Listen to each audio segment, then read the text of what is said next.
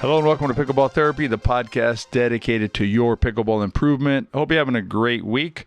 Appreciate CJ Johnson stepping in last week for the podcast. That was awesome. It's always good to hear her perspective on what's going on with sports and how we can best engage with the beautiful sport of pickleball.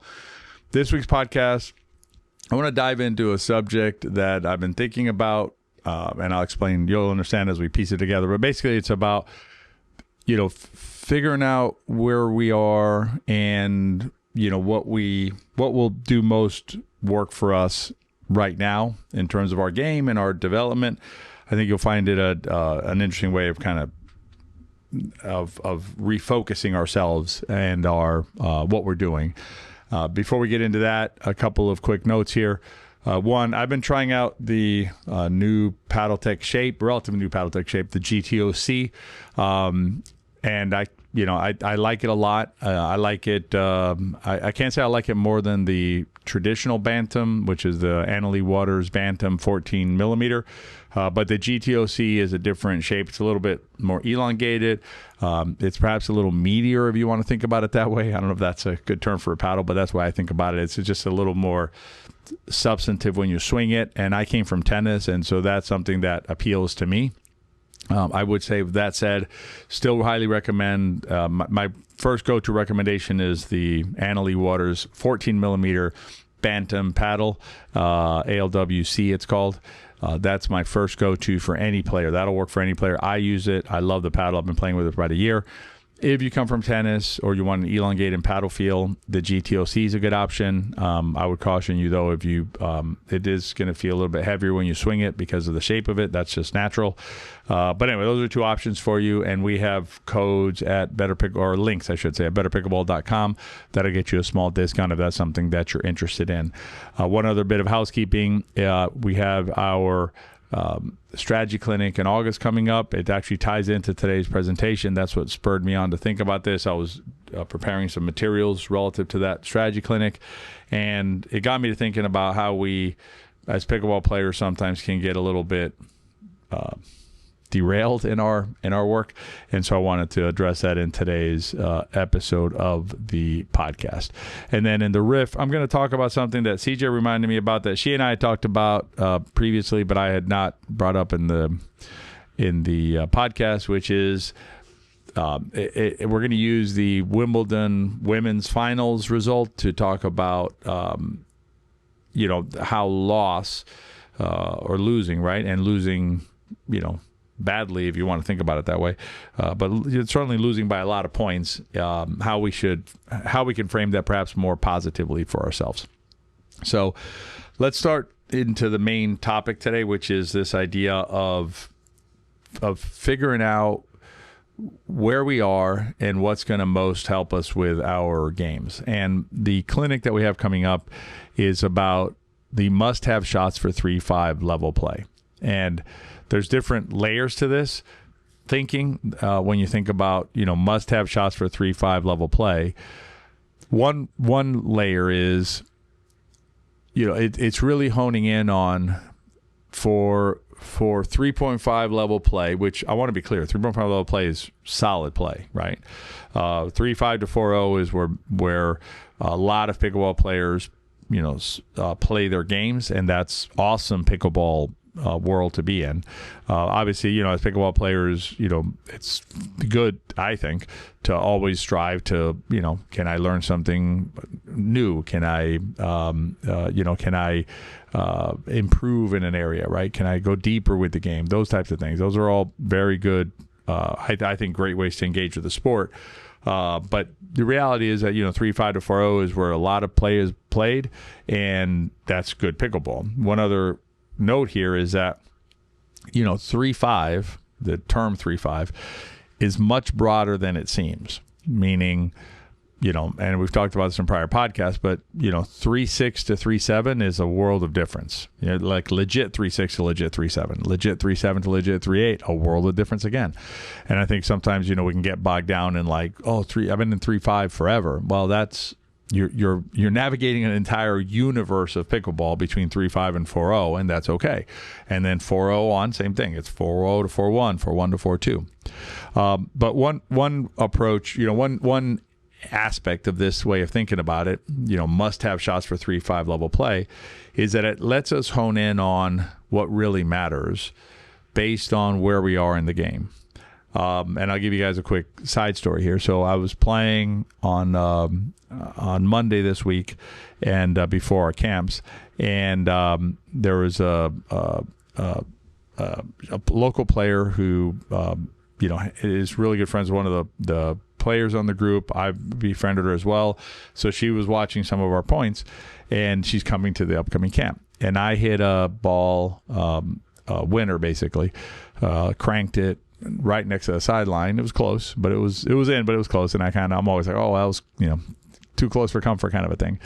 And I looked at her and I go, okay, so don't yell at me tomorrow when I'm talking about margins for error and suggesting that you use a margin of a couple of feet. And here's the difference. If I'm playing 3-5, right, and sometimes I'll play open plays, I don't need to take that much risk with my shots. It's just the reality, right? I can allow my opponents to do a lot of the lifting for me. When I'm playing in this group, this is a much more advanced group. If I play it safer, if you will, if I don't take risks, that ball's just going to come back. So when I get a shot or get a ball that I can do something with, I am going to do something with it. Okay. But that's because it's relevant to the level that I'm currently playing. And what happens oftentimes is, you'll watch 3-5 level play and they're trying to hit shots the same way that Ben Johns hits it, or Annalie Waters, or any pro that you like hits them, right? But you're not facing pros. And so you don't need to hit the balls the way they hit them to end their rallies. But we're trying to do it at 3-5. And that's not being aware of where we're at right now in our games. That also goes to the shots that you must have, right? So, what shots are absolutely critical to playing 3.5 level pickleball, right? And we as coaches, part of our job is to prioritize that for you, right? If I can't tell you what's really going to help your game at 3-5, then I'm not sure exactly how I'm going to coach you, right? Or at 4-0, or based on understanding of the framework of pickleball and things like that. It's nearly impossible for us to do our jobs. So this project of like the must-have shots, and we have it by different levels, right? It seeks to boil down the things that are absolutely critical to playing at that level. And then what we did as well is we explored shots that are optional. So you have the must-have shots, right? And so you're good there because, again, they're must-have. Without them, not going to be able to do the work that you want to do at that level to be successful. So we have those. Then we can look at optional shots, right? So what other shots could we work on that'll improve our play, but aren't must-have shots? They're not required to get the job done. And then, importantly, we also look at shots that are traps, right? What to avoid, or areas to avoid. And those are the areas that I think are very costly, actually, for players who are earnest in their desire to improve, right? Who are earnest in their will and in their wish to become more competent pickleball players. They end up getting bogged down in these areas that are, not necessary, not going to help them, distracting them from what they actually need.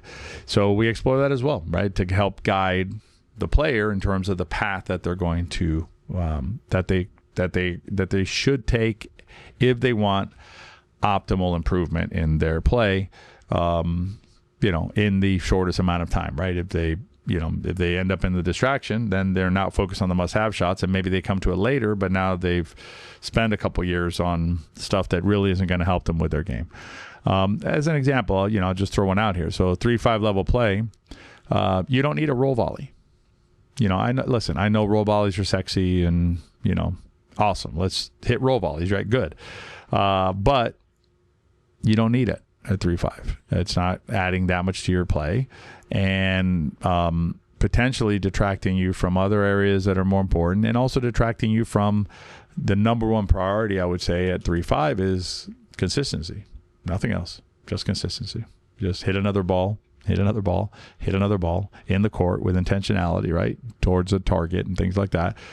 And you're going to play great. You're going to kick butt, as they say, without the need for all these other shots that are just going to not only distract you, but they're also going to increase your inconsistency or decrease your consistency, depending on how you like to frame it. But in either event, working against you and you being the most successful player that you can. So one concept here is this idea of having an understanding of where I'm at right now, and where you're at is where you're at, right? That's it's fine. That's just life, right? So that's where I'm at, and then pursuing areas of the game that are going to most help you continue to advance as a player helps you then avoid getting a YouTube video that says become 5.0 player in 90 days, which is nonsensical unless you're a 4.95 when you watch the video. 99% of players can't handle this. All these just clickbaity things that you come across, right?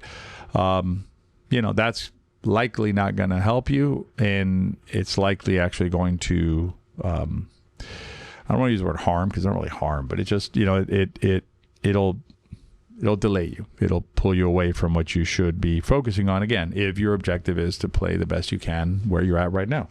So knowing where you're at, I think, is super valuable, and keeping that focused on or keeping that in the center, right, of your thinking when you're looking at all this information coming your way about what you should be doing with your play.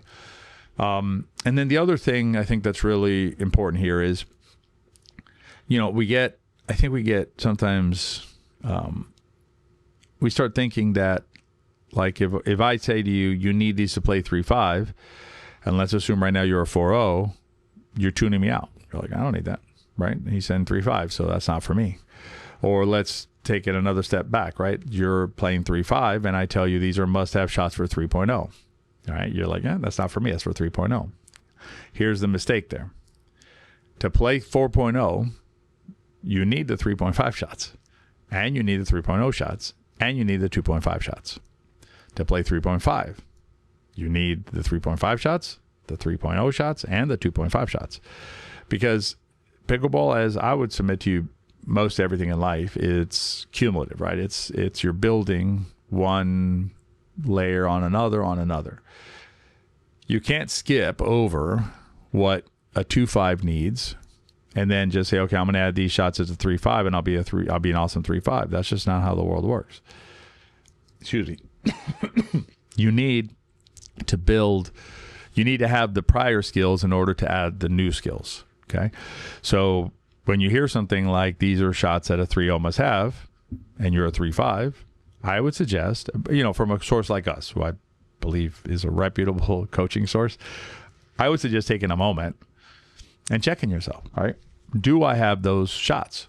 Am I competent and proficient in those shots? And if I'm not, maybe I take a moment and I get those shots, because now it might be those shots that you need to keep advancing. Those may be the shots that are holding you back.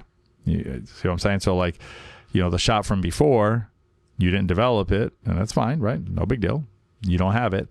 You have these other shots, and you kind of piece these pieces together, and let's just complete the picture. So you need 4 things to become a 4.0, just to use numbers, right? And you have developed 3 of the 4, and so you're playing this 3.5 level, which is fine, right? You're playing 3.5 level with 3 things. But the one that you're missing is actually a 2.5 skill that you just never really fully developed. And so you're being held back, right, from your advancement by a skill that is in theory behind you, but is it really behind you? And I would submit no, because of the layering. So the 2 concepts are, 1, here's where I'm at. And again, it's fine. Wherever you're at, you're at. So these are the things that I need if I want to, in fact, advance. And if I don't have the things behind me, I need those as well if I want to advance. So those are I think, helpful concepts when you're trying to improve as a player in order to be efficient about your improvement and also to do the things that are actually going to help you, right? As opposed to being distracted by things that likely will not. All right, so that's the main message today. Let me dive straight into the riff. So what happened in the Wimbledon final was you had the American player who made it to the finals of Wimbledon, and it was super exciting for her. She had taken a break. She had been dealing with some mental issues and things like that, and so and had I think she had taken either a 7-month or 17-month break from tennis. Had come back after the break, and then had basically made it through the Wimbledon championship in good form. In the quarterfinals, she was able to defeat the number one player in the world, the Aryna Sabalenka, in 3 sets. It was super exciting match. It was just a tremendous effort by her, and so she comes out of that super exhausted. I'm confident in the semifinals, and then she has to go into the finals, and she's facing top player, former champion of multiple Grand Slams, Iga Swiatek, I think it's pronounced. And so, it's just it doesn't go well. Okay. She loses 6-0, 6-0. Anisimova loses 6-0, 6-0 in the finals. And it's a big deal, right? Because she lost 6-0, 6-0, right? Didn't complete a game against Swiatek.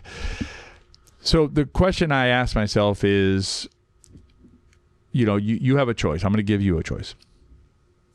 You can win the semifinals in 3 sets against the number one player in the world, knowing, let me be clear about this, knowing that you're going to make it to the finals and lose 6-0, 6-0. Or you can lose the semifinal in 3 tough sets and be lauded for being a great warrior and not have to deal with the loss in the finals. What do you pick? Winning in the semifinals and getting trounced right in the finals, or losing the semifinals and saving yourself the quote-unquote embarrassment of the loss in the finals? I would submit that the better answer, the fuller answer is, why don't you win the semifinal and then accept whatever happens in the finals in terms of even a 6-0, 6-0 loss? I think that is the better approach, as opposed to, oh my God, I don't want to lose 6-0, 6-0 in the final, so I will surrender the win in the semifinal to avoid myself the embarrassment of losing in the final. I think you'll have a stronger and more complete relationship with the sport and your ability to compete in the sport, with the understanding that there are times that you're going to go out there and you're going to get pickled. You're going to lose 11-0. Okay, because every time you go out to play at level, you're putting yourself at risk, if you will, right? Meaning you're putting some skin in the game, and the possibility is there that you will lose 11-0. I've lost matches 11-0, 11-0 in my past, in tournaments against pro players when everything was mixed together. Seniors and young players were all like jammed together, and I've gone out there and I've competed the best I can, but it happens. And if you're not willing to put yourself out there like that, you don't have those growth moments. You don't have those experiences, those abilities. And the other thing is this, right? You don't have the chance of potentially even winning that game, right? Anisimova lost 6-0, 6-0, but she was in the game. She made it to the game. And, I think the hen ringing afterwards with the 6-0, 6-0 is kind of silly, frankly, given her accomplishment, right, of taking care of herself first, right, with the mental health break that she took, coming back and making it to the finals of Wimbledon. Second place at Wimbledon is pretty darn good. Instead, a lot of the focus at the end, because that's how we live in society these days, is, oh my God, it's 6060. Oh Lordy, 6060. And that's, again, that's an unfortunate societal societal fault, not a fault of Anisimova for sure. And I think she handled it well afterwards, the way she approached it, and it happened, and it is what it is. But I think, for us here, let's think about that for ourselves in terms of our willingness to put ourselves on the line, put ourselves out there. There are times that we are going to have losses that we are not going to be happy about. And that's just part of the deal about playing any sport, including this beautiful sport of pickleball. So that's this week's podcast. I hope you enjoyed the podcast. If you did, consider rating and reviewing it. Even if you didn't, rate and review it, right? Share with everybody what you think about the podcast. It helps us reach other players. They can make an informed decision about whether this podcast will help them out. And as always, if this podcast resonated with you in some way, particularly if you have a friend of yours who is floundering out there, chasing tip after tip after tip every week and frustrated, share this podcast with them, and maybe it'll help focus them and center them on where they're at in their journey and what they need to actually make improvement in their play. I hope you have a great week, and I will see you next time on the next episode of Pickleball Therapy. Be well.